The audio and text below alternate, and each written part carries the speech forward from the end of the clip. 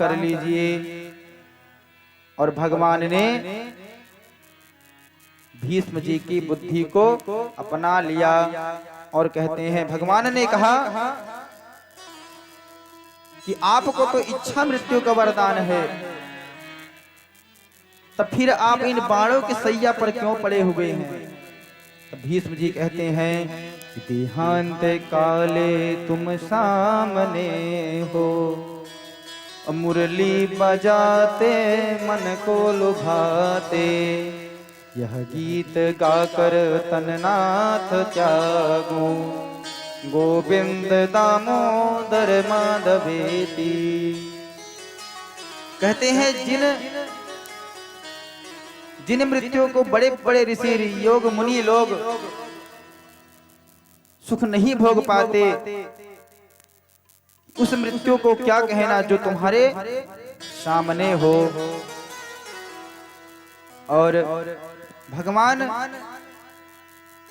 भीष्म जी को उपदेश दिए और भीष्म जी वही बाणों के सैया पर अपने प्राणों का अंत कर लिया। इतना तो करना स्वामी जब प्राण तन से निकले, इतना तो करना स्वामी जब प्राण तन से निकले, इतना तो करना स्वामी जब प्राण तन से निकले, गोविंद नाम लेवे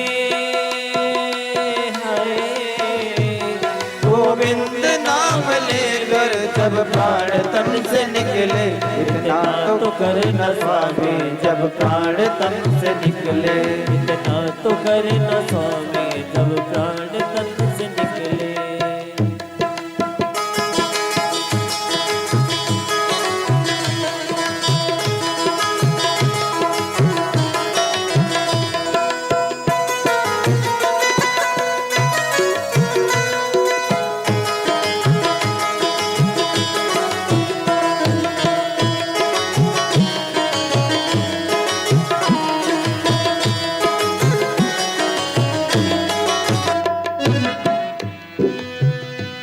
श्री गंगा जी का तट हो, श्री यमुना जी का वट हो, श्री गंगा जी का तट हो, श्री यमुना जी का तट हो, श्री गंगा जी का तट हो, श्री यमुना जी का वट हो, मेरा सावरा निकट हो जब प्राण तन से निकले, मेरा सावरा निकट हो जब प्राण तन से निकले, इतना तो करना स्वामी जब प्राण तन से निकले, इतना तो करना स्वामी जब प्राण तन से निकले।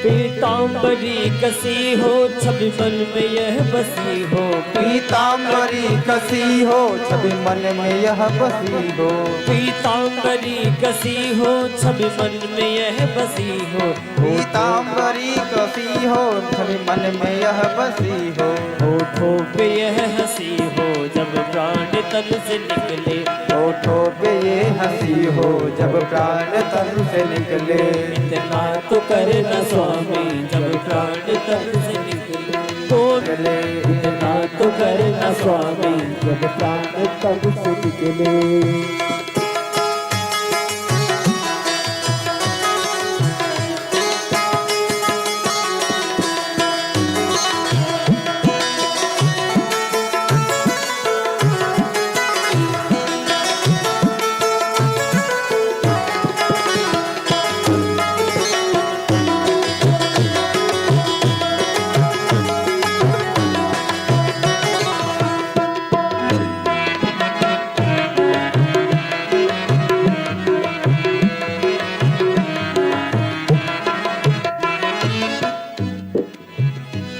श्री वृंदावन का वृंदावन का स्थल हो, मेरा मुख तुलसी दल हो, वृंदावन का दल हो मेरे मुख में तुलसी दल हो, वृंदावन वृंदावन का स्थल हो, मेरे मुख में तुलसी दल हो, विष्णु चरण कमल हो, मुस्कान तन से निकले, विष्णु चरण कमल हो, प्राण तन से निकले। इतना तो कर न स्वामी जब प्राण तन से निकले, इतना तो कर न स्वामी जब प्राण तन से निकले।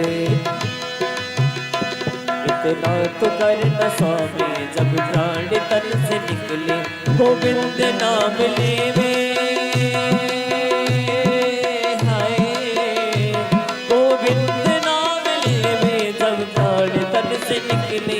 इतना तो कर न स्वामी जब प्राण तन से निकले, इतना तो कर न स्वामी जब प्राण तन से निकले।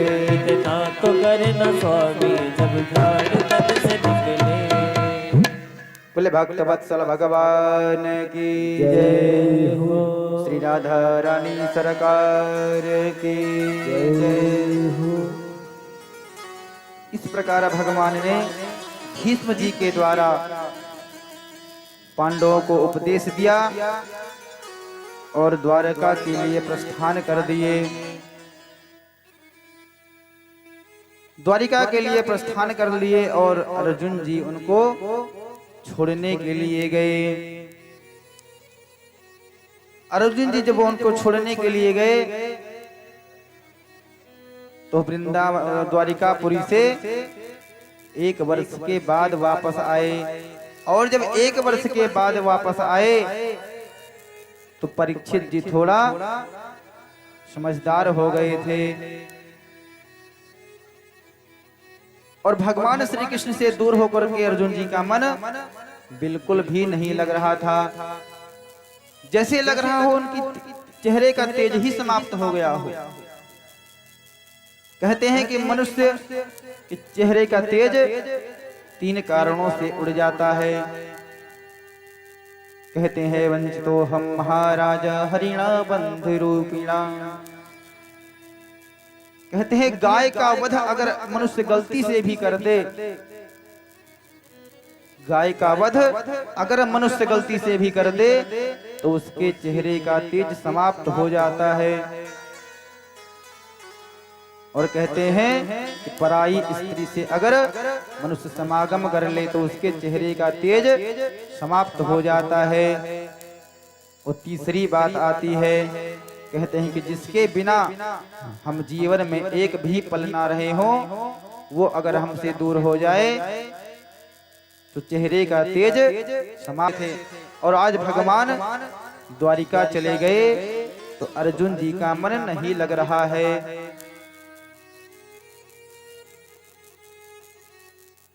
और कृतवर्मा को राजगद्दी संभालने के लिए कह दिया और परीक्षित जी को राजगद्दी दे दिया। परीक्षित जी भी समझदार नहीं थे और कृतवर्मा जी जो थे उन्हीं को राजपाट सौंपकर 5 पांडव और द्रौपदी सहित सभी लोग स्वर्गारोहण करने के लिए तैयार हो गए। कहते हैं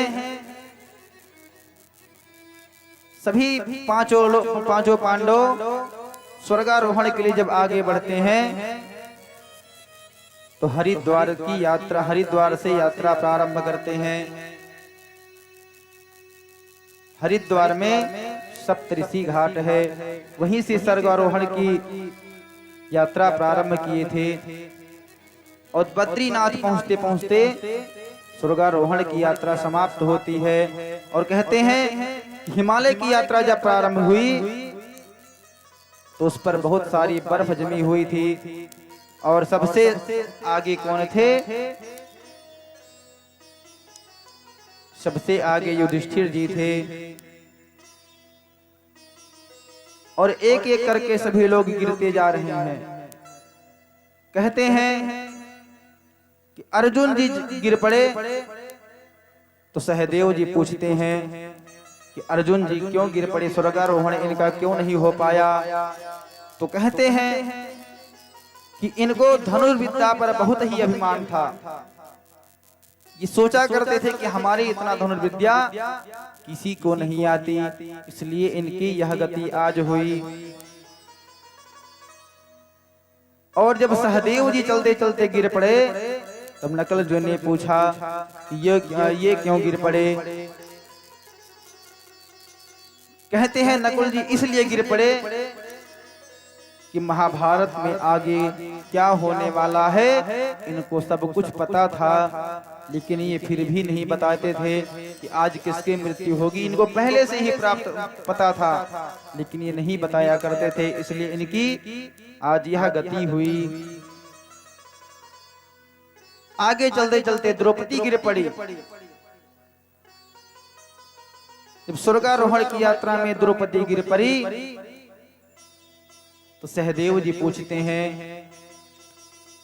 कि यह द्रौपदी क्यों गिर पड़ी। कहते हैं द्रौपदी इसलिए गिर पड़ी कि द्रौपदी लेकिन सबसे अधिक प्रेम अर्जुन से किया करती थी, इसलिए इनकी यह दशा हुई।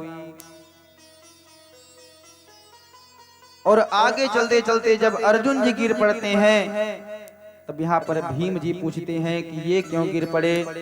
तब युधिष्ठिर ने कहा कि इनको धनुर्विद्या का अभिमान था, इसलिए इनकी गति ऐसी हुई। और जब आगे चल करके भीम जी गिर जाते हैं, तब कोई पूछने वाला ही नहीं मिलता। और भीम जी की यह गति इसलिए हुई क्योंकि ये बहुत ही भोजन भट्ट थे और भोजन अधिक खाया करते थे। अब सबसे लास्ट में जब स्वर्गारोहण की को ले गए, बोले भक्तवत्सल भगवान की जय। और इधर परीक्षित जी महाराज धीरे धीरे बड़े हो गए और अपनी राजपाट को संभालने लगे। दिग्विजय करने के लिए अपने राज कहते हैं धर्म हो पदों के न चरण बिछक्के